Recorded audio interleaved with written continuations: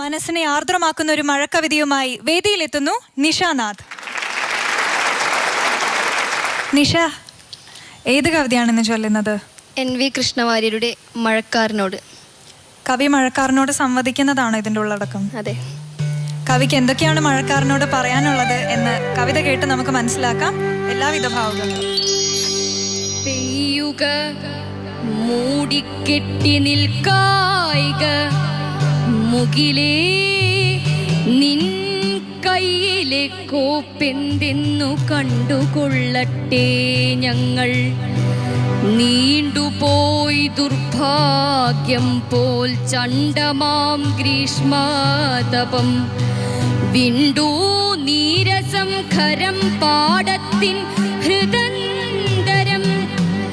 തോട്ടിലും പുഴയിലും പട്ടണത്തിലെ കുഴൽ കെട്ടിലുമൊലിക്കാതായി പാനീയം പ്രാണപ്രദം. പട്ടിണി തലച്ചോറിൽ ചിന്ത പോൽ വറ്റി വിദ്യുച്ഛക്തി മന്ദിരങ്ങളിലൂർജത്തിൻ നിത്യസ്രവം. കണ്ടതൊക്കെയും തച്ചും തകർത്തും പൊടി മണ്ണുകൊണ്ടഭിഷേകം ചെയ്തും തടഞ്ഞും ശ്വാസോച്ഛ്വാസം. ചുറ്റിലും നാശം വിതച്ചാർക്കുമ കൊടും കാറ്റിൽ ബുദ്ധി മന്ദിച്ചും കൺകളടച്ചും നിന്നു ഞങ്ങൾ. എന്തു ചെയ്യുവാൻ?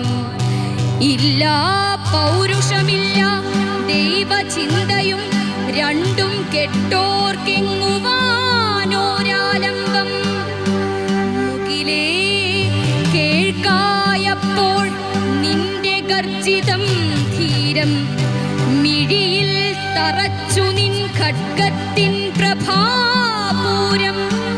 ചുറ്റിലുമുറക്കിടുമിരുട്ടിൽ തുള്ളി നിന്റെ ഖഡ്ഗത്തിൻ ദ്യുതിയേതോ ധ്രുവദീപ്തിയെപ്പോലെ ചൂടേറി രക്തം വേർപ്പായൊഴുകി. പക്ഷേ ഞങ്ങൾ പാടി നിൻ ജയഗാനം. വേനൽ പോയി തുലഞ്ഞല്ലോ, മഴയാണിനി ദാഹം തീർത്തുകൊള്ളുക മണ്ണേ. മിഴികൾ വെളിച്ചത്തിൽ തുറന്നിടുക വിത്തേ. എങ്കിലുമെന്റെ വിങ്ങൽ വിങ്ങലായി തന്നെ നിൽപ്പാൻ ശങ്കയേലുന്നു ചിരം വിധി വഞ്ചിതർ ഞങ്ങൾ. മുകിലേ നിൻ ഗർജിത മസ്സലായി തത്തി മിന്നൽ. ഇനി നിൻ മഴ പെയ്യും ചാതുര്യം കാണിച്ചാലും പെയ്യുക തകർത്തു പെയ്തിടുക. നിൻ പെയ്ത്തേറ്റ് കുന്നുകൾ അലിഞ്ഞു പോയിടുകിൽ പോയിടട്ടെ. പെയ്യുക തകർത്തു പെയ്തിടുക. നിൻ പെയ്ത്തേറ്റ് പുഴകൾ കതിർച്ചിറ ഉടഞ്ഞാലുടഞ്ഞോട്ടെ. മലകൾക്കുമേലുണർന്നിടട്ടെ നീർച്ചാട്ടങ്ങൾ.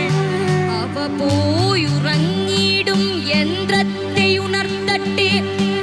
അതിൽ നിന്നുളവാകും തീഷ്ണ സൗമ്യമാമൂർജമൊഴുകിയിടട്ടെ. നാടിൻ ജർജരസിരകളിൽ അതു ചെന്നധ്വാനമായി വെട്ടമായി കാറ്റായി ജനജീവിതത്തിനെ സമ്പന്നമാക്കിയിടട്ടെ.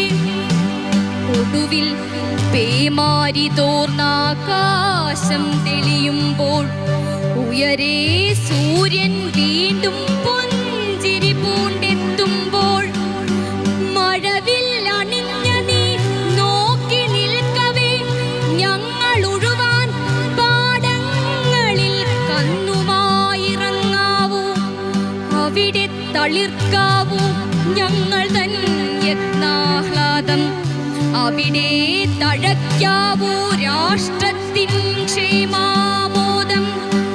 കുളിരായി ഉന്മേഷമായി ഗാനമായി രോമാഞ്ചമായി ഉയിരായി നിന്നൗദാര്യമൂഴിമേൽ നിറഞ്ഞാവൂ.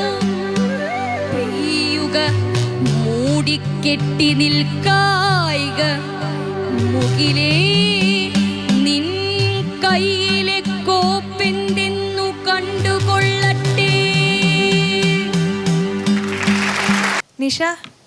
നിഷയുടെ ശബ്ദത്തിൽ കൂടി കവിത കേട്ടപ്പോൾ കാർമേഘങ്ങളുടെ കൂടെ ഇടിമുഴക്കം കൂടി കേട്ടതുപോലെയാണ് തോന്നിയത്. നമ്മുടെ വിധികർത്താക്കളുടെ അഭിപ്രായം എന്താണെന്ന് ചോദിച്ചു നോക്കാം. മുരുകൻ സാർ. നിഷ, നല്ല ഊർജമുള്ള ആലാപനമായിരുന്നു നിഷയുടേത്. ഈ വറുതിയുടെ മേൽ പെയ്യാൻ മടിച്ചു നിൽക്കുന്ന മഴമേഘങ്ങളോടുള്ള വർത്തമാനമാണ് കവിത. തീർച്ചയായും അതിൻ്റെ ആ ഒരു ഊർജം കവിതയുടെ ആലാപനത്തിലുണ്ട്. നന്നായിട്ട് ചൊല്ലി മോള്. പിന്നെങ്കിലും ഈ പറയും പോലെ നമ്മൾ ഒരേ ഏകതാനത അനുഭവപ്പെടുന്നുണ്ട്. ഒരേപോലെ തന്നെ കയറി ഇറങ്ങി ഇങ്ങനെ പോകുന്നുണ്ട്. ഇപ്പോൾ ആ ചിലയിടത്ത് ചെയ്യേണ്ട കാര്യങ്ങൾ ചില കവിത ഒന്നുകൂടെ നന്നായി പഠിച്ചാൽ നമുക്ക് ചില ഭാഗങ്ങളിൽ ചില വാക്കുകൾക്ക് കിട്ടേണ്ട ഊർജം കിട്ടിയിട്ടില്ല എന്ന് തിരിച്ചറിയും. ഇത് ഞാൻ പറയുന്നത് നിഷ, ഇത് തന്നെ ഒരിക്കൽ കൂടെ നമ്മൾ സംപ്രേഷണം ചെയ്ത് കാണുമ്പോഴേ ഒന്ന് റെക്കോർഡ് ചെയ്ത് വെച്ചിട്ട് ഒന്ന് പഠിച്ചു നോക്കണം. അപ്പോൾ ഇതിനേക്കാൾ നന്നായി ചൊല്ലാൻ കഴിയുമായിരുന്നു എന്ന് പിന്നെ തോന്നും. അപ്പോൾ അങ്ങനെ ശ്രദ്ധ വേണം. കുറച്ചുകൂടെ ശക്തമായ ആലാപന രീതിയുള്ള കുട്ടിയായതുകൊണ്ട് കുറച്ചുകൂടെ ശ്രദ്ധ കവിതയുടെ അർത്ഥത്തിന്, ഭാവത്തിന് നൽകാൻ ശ്രമിക്കണം എന്നാണ് എനിക്ക് പറയാനുള്ളത്. ആശംസ. നന്ദി സർ. ആലങ്കോട് സർ. നിഷാനാഥേ, നീ എൻ വി കൃഷ്ണവാര്യരുടെ കവിത തിരഞ്ഞുകൊണ്ടു വന്നില്ലേ? മാമ്പഴത്തിൽ എൻ വി ഇതുവരെ വന്നില്ലല്ലോ എന്ന് ഞാനിങ്ങനെ വിചാരിക്കുകയായിരുന്നു. മലയാള കവിതയിൽ വലിയ സവിശേഷമായ ഒരു ഇടമുള്ള ആളാണ് എൻ വി. എൻ വി ശാസ്ത്രവും സാഹിത്യവും ചിന്തയും ലോകപദ്ധതികളും ഒക്കെ കവിതയിലേക്ക് കൊണ്ടുവന്ന ആളാണ്. ഇതിൽ തന്നെ മഴ പെയ്ത് വെള്ളം പോയി യന്ത്രം തിരിച്ച് വൈദ്യുതി ഉണ്ടായി അതൊക്കെ പ്രവർത്തനങ്ങളൊക്കെ കവിതയിൽ കൊണ്ടുവന്നിട്ടുണ്ട് അദ്ദേഹം. അങ്ങനെ ഒരു കവിത തിരഞ്ഞെടുത്തതിൽ ഞാൻ നിഷയെ അഭിനന്ദിക്കും. നേരത്തെ മുരുകൻ പറഞ്ഞതുപോലെ ആലാപനത്തിൽ കുറച്ചുകൂടി ഏകതാനത കുറയ്ക്കാനുള്ളൊരു ശ്രമം, ഭാവത്തിനനുസരിച്ച് വ്യതിയാനം വരുത്തണം. പിന്നെ ഒന്ന് രണ്ട് പിഴവുകൾ പറ്റിയത്, പൊടി മണ്ണുകൊണ്ട് അഭിഷേകം ചെയ്തും അല്ല, പൊടിമണ്ണുകൊണ്ട് അഭിഷേകമാണ്. പൊടി മണ്ണുകൊണ്ട് അഭിഷേകം ചെയ്തു എന്നല്ല, പൊടിമണ്ണുകൊണ്ട്. പൊടി കഴിഞ്ഞ് നിർത്താൻ പാടില്ല. അതുപോലെ കുഴൽ കെട്ടിലും ഒലിക്കാതായി എന്നല്ല, കുഴൽക്കെട്ടിലും ഒലിക്കാതായി എന്നാണ്. അപ്പോൾ അതിലൊക്കെ ചില വ്യത്യാസം വരും. കുഴൽ കെട്ടുമാകുമ്പോൾ ആ രണ്ട് വാക്കുകൾ സംയോജിക്കുമ്പോഴുണ്ടാകുന്ന അർത്ഥം കിട്ടാതെ പോകും. അങ്ങനെ ചില ശ്രദ്ധകൾ കൂടി വരണം. അഭിനന്ദനം. നന്ദി സർ.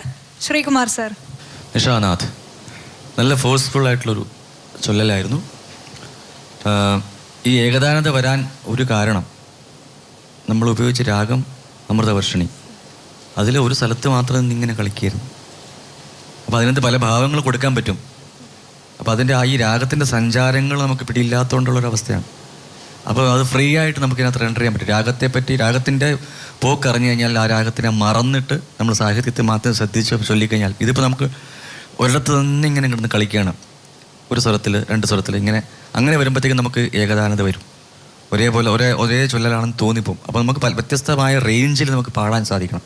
താഴെയും മുകളിലും ഇടത്തിൽ ആ ഒരു മധ്യ ഇതിലും ഒക്കെ പാടാൻ ശീലിച്ചു കഴിഞ്ഞാൽ മാത്രമേ ഏകതാനത ഒഴിവാക്കാൻ പറ്റൂ. അത് സാധിക്കണം. അത് അടുത്ത പ്രാവശ്യം അത് സാധിക്കട്ടെ. All the best. നന്ദി സർ. നിഷ എത്ര മാർക്കാണ് കിട്ടുന്നത് നോക്കാം. മുരുകൻ സർ. 30-ൽ 24 മാർക്കാണ്. ആലങ്കോട് സർ. ഞാൻ മാർക്ക് വല്ലാതെ കുറയ്ക്കുന്നില്ല. 40-ൽ 33 മാർക്ക്. ശ്രീകുമാർ സർ. 30-ൽ 25. 100-ൽ 82 മാർക്കാണ് നിഷയ്ക്ക് ഈ ഘട്ടത്തിൽ ലഭിച്ചിരിക്കുന്നത്. നിഷ, അടുത്ത പ്രാവശ്യം കവിത ചൊല്ലുമ്പോൾ ഏകതാനത വരാതെ കുറച്ചുകൂടി വ്യതിയാനങ്ങൾ വരുത്തി ചൊല്ലാൻ ശ്രമിക്കുക. എല്ലാ ആശംസകളും.